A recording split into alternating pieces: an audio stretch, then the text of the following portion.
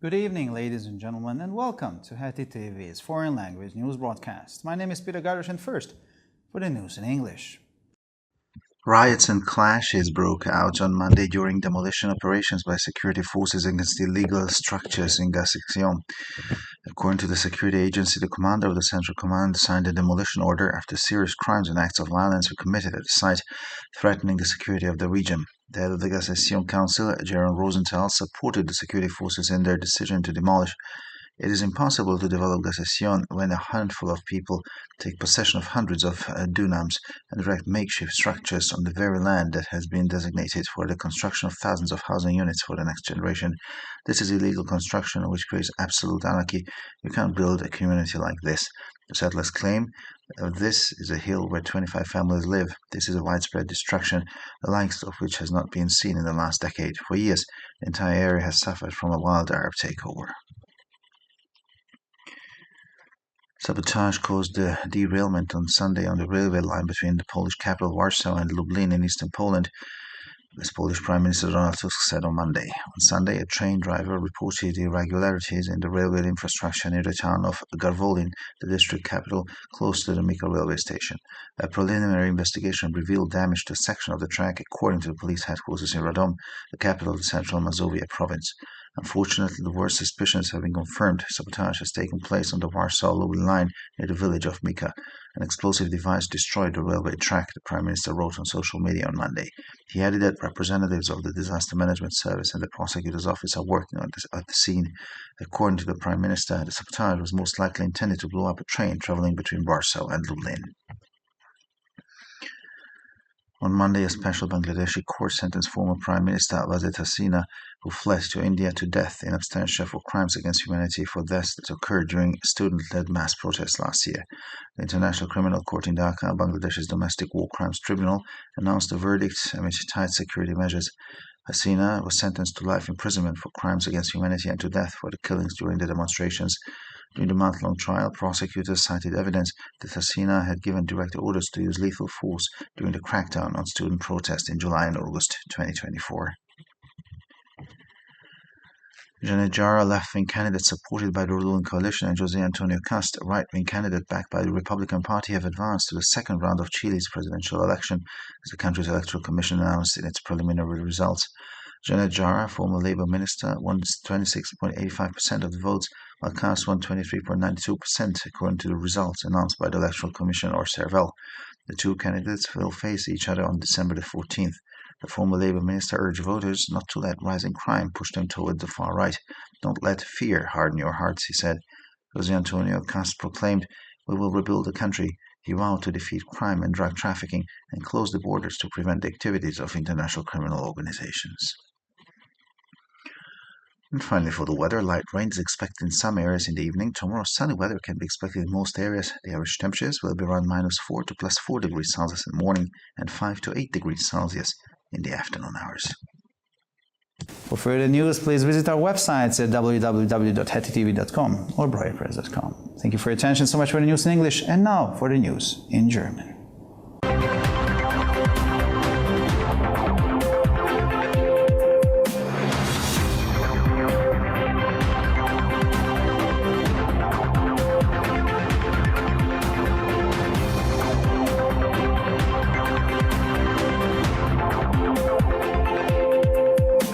Schönen guten Abend, liebe Zuschauer. Mein Name ist Peter Gardosh und nun zu den Nachrichten auf Deutsch.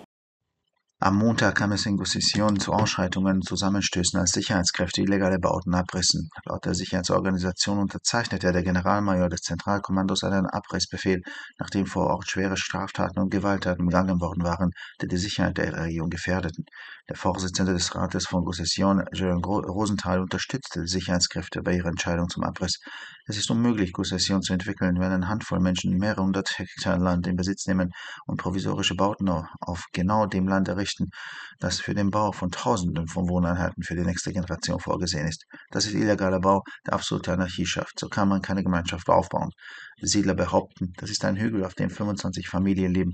Das ist eine weitreichende Zerstörung, wie man sie in den letzten Jahrzehnten nicht gesehen hat. Seit Jahren leidet das gesamte Gebiet unter einer wilden arabischen Machtübernahme.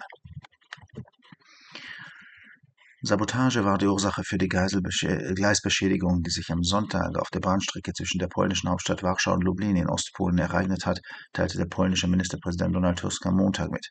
Am Sonntag meldete ein Lokführer Störungen an der Eisenbahninfrastruktur in der Nähe der Stadt Garowolin, dem Verwaltungssitz des Landkreises, in der Nähe des Bahnhofes Mika. Die vorläufigen Untersuchungen ergaben eine Beschädigung eines Abschnittes der Gleise, teilte die Polizeibehörde der Woiwodschaft Masowien in Radom mit.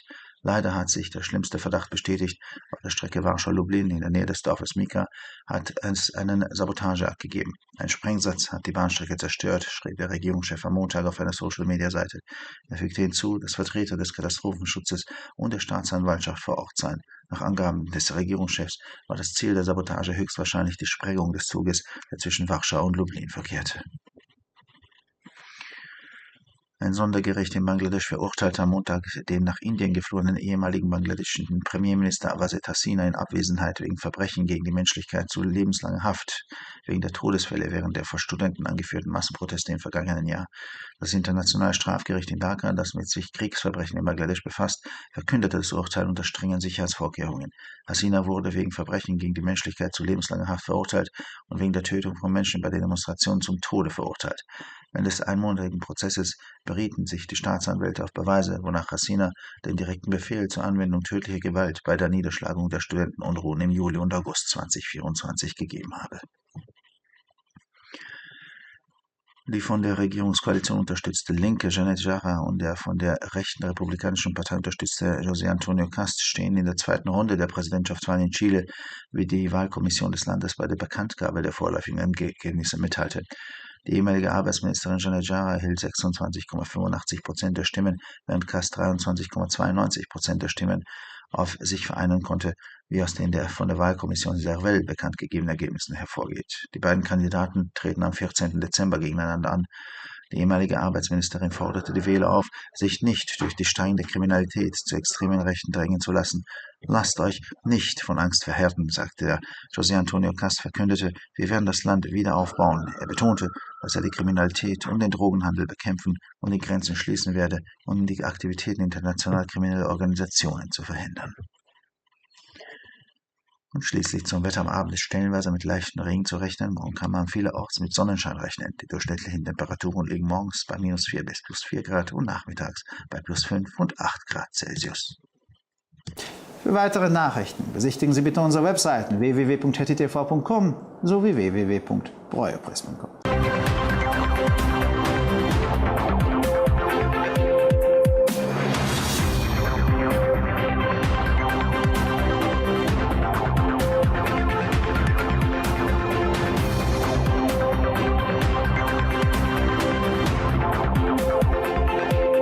ערב טוב, גבירותיי ורבותיי, שמי אדם ברויר זאבי, ואלה הם החדשות בעברית. ביום שני היו הפרות סדר ועימותים במהלך פעולות הריסה של כוחות הביטחון נגד מבנים בלתי חוקיים בגוש עציון. על פי ארגוני הביטחון, האלוף של פיקוד המרכז חתם על צו ההריסה לאחר שבוצעו פשעים חמורים ומעשי אלימות באזור שאיימו על הביטחון. יושב ראש מועצת גוש עציון, ירון רוזנטל, תמך בגופי הביטחון בהחלטת ההריסה. אי אפשר לפתח את גוש עציון כאשר קומץ אנשים משתלטים על מאות דונמים ומקימים מבנים מאולתרים על אותה אדמה שיועדה לבניית אלפי יחידות דיור לדור הבא. זו בנייה פיראטית שיוצרת אנרכיה מוחלטת, כך שאי אפשר לבנות קהילה. המתנחלים טוענים שזוהי גבעה שבה גרות 25 משפחות, זו הרס נרחב שלא נראה כמותו בעשור האחרון. במשך שנים כל האזור סבל מהשתלטות ערבית פראית. חבלה הייתה גורם לנזק שגרם לקו הרכבת בין ורשה בירת פולין ללובלין במזרח פולין ביום ראשון, אמר ביום שני ראש ממשלת פולין דונלד טוסק. ביום ראשון נהג הרכבת דיווח על אי סדרים בתשתית הרכבת באזור מושב המחוז גרבולין, סמוך לתחנת הרכבת מיקה. חקירה ראשונית חשפה נזק לקטע של המסילה, כך מסר מטה המשטרה ברדום, מושבה של מחוז מזובי המרכזי. למרבה הצער, החשדות הקשים ביותר אושרו, חבלה התרחשה בקו ורשה לובלין, סמוך לכפר מיקה. מטען חבלה הרס את מסילת הרכבת, כתב ראש הממשלה בחשבון הרשתות החברתיות שלו ביום שני. הוא הוסיף כי נציגי שירות ניהול האסונות ומשרד התובע המחוזי עבדו במקום. לדברי ראש הממשלה, החבלה נועדה ככל הנראה לפוצץ את הרכבת. בית משפט מיוחד בבנגלדש גזר ביום שני מוות שלו בפניו על ראש ממשלת בנגלדש לשעבר, וזד חסינה, שנמלט להודו. הוא נמלט לבנגלדש למשך שנה בגין פשעים נגד האנושות בעקבות מקרה המוות במהלך מחאות ההמונים בהובלת הסטודנטים בשנה שעברה. בית הדין הפלילי הבינלאומי, בית הדין לפשעי מלחמה פנימיים של בנגלדש בדקה, הודיע על גזר הדין על רקע הבטחה אדוקה. חסינה נידון למאסר עולם בגין פשעים נגד האנושות ועונש מוות על אנשים שנהרגו במהלך ההפגנות. במהלך המשפט שנמשך חודש, התובעים ציטטו ראיות לכך חסינה הורתה ישירות על שימוש בכוח קטלני במהלך דיכוי מרד הסטודנטים ביולי ובאוגוסט 2024. הנציגה של מפלגת השמאל, ג'נט חרה, נתמכת על ידי הקואליציה השולטת, ותומך הימין של המפלגה הרפובליקנית, חוסה אנטוניו קסט, העפילו לסיבוב השני של הבחירות לנשיאות בצ'ילה. כך הודיעה ועדת הבחירות של המדינה בהצהרה שפרסמה את התוצאות הראשוניות. שרת העבודה לשעבר ג'נט חרה זכתה ב-26.85% מהקולות, בעוד שקס זכה ב-23.92%, כך לפי התוצאות שפרסמה ועדת הבחירות. שני המועמדים התמודדו זה מוזה ב-14 לדצמבר. שר העבודה לשעבר קרא לבוחרים לא לתת לפשיעה הגוברת להניע אותם לכיוון הימין הקיצוני. אל תיתנו לפחד להקשיח את לבכם, אמר. חוסה אנטוניו קסט הצהיר שנבנה מחדש את המדינה. הוא אמר שהוא יביס את הפשע וסחר הסמים ויסגור את הגבולות כדי למנוע פעילות של ארגוני פשע בינלאומיים. ולמזג האוויר, גשם קל צפוי במקומות מסוימים בהונגריה, מחר צפויה השמש במקומות רבים, הטמפרטורות חזויות להיות בין -4 ל-4 מעלות בבוקר ובין 5 ל-8 מעלות אחר הצהריים. חדשות נוספות, אנא בקרו באתרי האינטרנט שלנו, ב-hattitv.com או broyerpress.com. תודה רבה והמשך ערב נעים.